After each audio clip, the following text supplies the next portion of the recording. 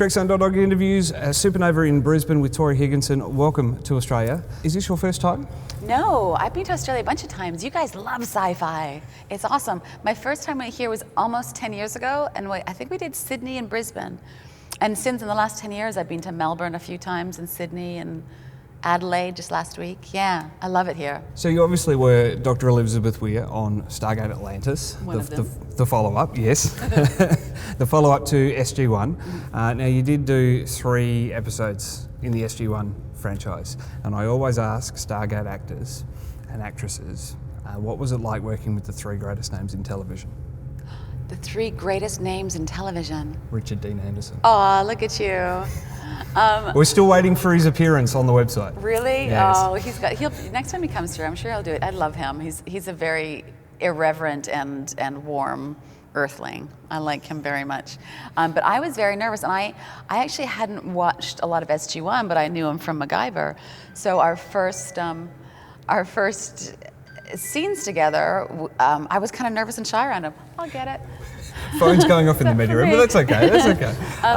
So I was really nervous in front of him, but he's just adorable and just wonderful, and he's very, very cheeky. And I always tell this story about how, because I was brought up in Britain, and well, not brought up in Britain, but my parents are British, and I had a lot of that influence. I used the word bugger, in a way that Americans don't use the word bugger. Yes, yep. And I was nervous, and I dropped a line, and I was so embarrassed, and I went, "Oh, bugger me," and he didn't miss a beat. He grabbed me, threw me against the wall, looked at the camera, said, "Still rolling?"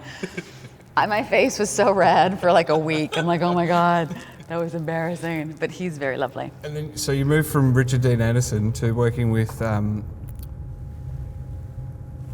Shepherd on a daily basis. Mm-hmm. Joe Flannigan. Wow. Yes, that just happened.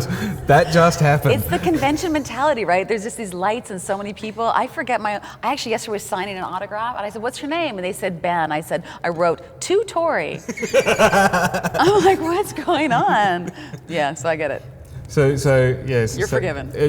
So every day, almost every day for the first 3 years, what was that like? Was he better than Richard Dean Anderson?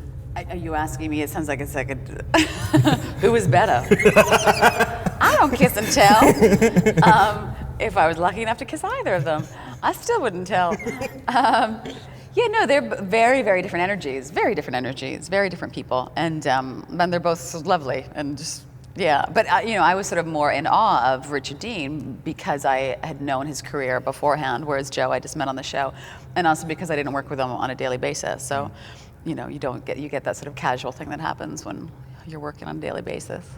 Was it a great vibe on set on Atlantis? Yeah, usually, but I always say it's like it does become family. I mean, you work together so much, and you're working such hours that you don't have much of a social life outside of the working. So like a family, right? There's days that it's awesome. There's days that you want to wring their necks. You're like, oh my God, really? You're doing that? But I loved it, and that's what I miss the most. I mean, other than the paycheck, when the jobs are over, I really miss playing that character, which is something I don't usually feel in the few series that I've done. I've done 3 series, and the first 2, when I left them, I didn't miss the character. I missed the people, but this one I missed the people and I missed the character. So I thought that was a testament to the character that they created, which was nice.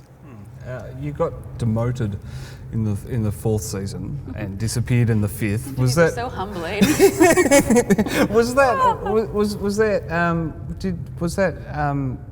Did it suck? Did it suck? Yeah, let's just cut to the chase. Yeah, did it suck? Of course, it always sucks. I mean, it's funny in hindsight because when they offered me the show, I was at a time in my career where I didn't want a series. I'd already done 2 series, and I wanted to expand, and I wanted to do different things. I was sort of new to LA too, and I thought, oh no, maybe I can get into movies. Is what everybody wants to do. So at first, I was sort of, I don't know if I want to sign off, and they wanted us to sign a 6-year contract, and I was kind of balking, and I had my agent fight with them for about a week to say, can we get it to 3 years? And they said, absolutely not, you got to sign. So I sort of found it funny that 3 years in, they said, because I did sign a 6-year contract, and they said, well, we could either write you out now or you could be recurring.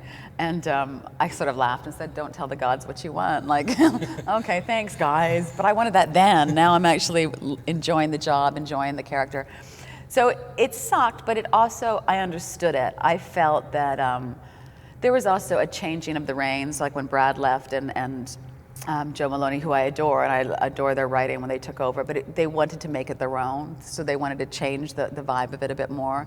And I did feel that they weren't utilizing this character. You know, they're paying me as the lead, and I was yet, you know, separate from that group of people. So they were working 5 days a week, and I would come in and shoot my scenes in an afternoon pretty much and take off. So I think financially it made no sense for them to have me there, because the way they're shooting, they weren't utilizing her. And creatively, I felt, if you're going to be somewhere, you want to be utilized. You want to be working. You know, I don't want to get paid for just half a day. I want to actually work. I like working. Actors like to work. So, however, it's disappointing. I still got it. I understood why. How's that for roundabout? Love it, love it. Now, did you realize at the time of joining Atlantis that being an actor on a sci-fi series would bring you into this sort of environment, fans and conventions and non-stop PRing for a show that's off air? Right, that's the weird part, because we also have bad memories. No, I didn't realize that at all, and it was the funniest thing, because we were still shooting the show, and they asked us to do San Diego Comic-Con, and I'd never done, you know, I'd never done any conventions. So my very first convention was San Diego Comic-Con, and the show hadn't been on the air, and all we knew so far was there was a lot of hate websites about us, because I think a lot of the SG1 fans were worried we were going to take over their show. So there's Which you did do in the end. Which, yeah, I guess kind of did, but didn't. But no, didn't really. Not really. No, they all had a master plan. We were all just pawns in their big game. So they took us down to this place, and so we knew there's a lot of hate towards us, but nobody had seen the show. And they said, you've got to do this panel tomorrow morning. We got there Friday night, and the studio's there. They took us out for free dinner. You know, actors, you give actors free anything. We're going to take it, because when we work, and when we don't, we don't. So when it's free, we're going to take it. So we had this fantastic free dinner, free wine, more free cocktails, more free wine. Needless to say, the next morning, we were all really hungover, felt nauseous. Like, my poor boyfriend at the time, he was looking at me, he's like, you can't go on stage, you look awful. Like, I was just sort of gray. And they had us behind this door. They said, you're gonna walk in, there'll be an entrance, a little video, and you'll go up on stage. And we thought, okay, the show's not being on air. There'll be maybe 20, 30 people. We'll get through this. They opened the door. There was like a football field of people. Wow. This room was packed. It was shocking. So that was a shocking first moment of, and I couldn't string a sentence together. I was so hungover. So we all just sat there looking sort of gray and looking out going, oh my God, what has our life become?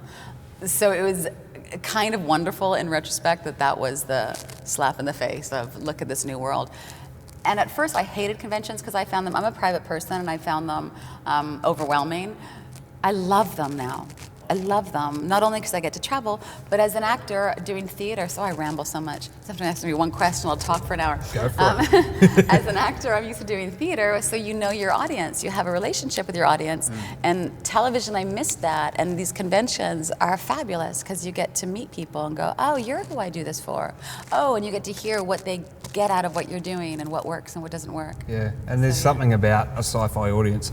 Joe did say that you can't beat a sci-fi audience. Oh my gosh, you guys they're amazing, like so loyal and wonderful and supportive. I just did a one-person play up in Canada last year, and the director, she went and did a Kickstarter for it. We got funded by people from all over the world that weren't even going to be able to see it because it was theater. Yeah. But they just wanted to support me and support that creativity, and I was so moved and amazed by that.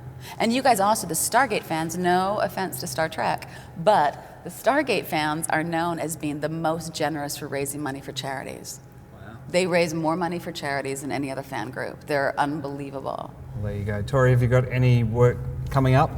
I've got my fingers crossed. I've been invited to be a part of the Sci-Fi Theater Festival in Los Angeles this year, which I'm really excited about because it's all in the words and it's all in the character.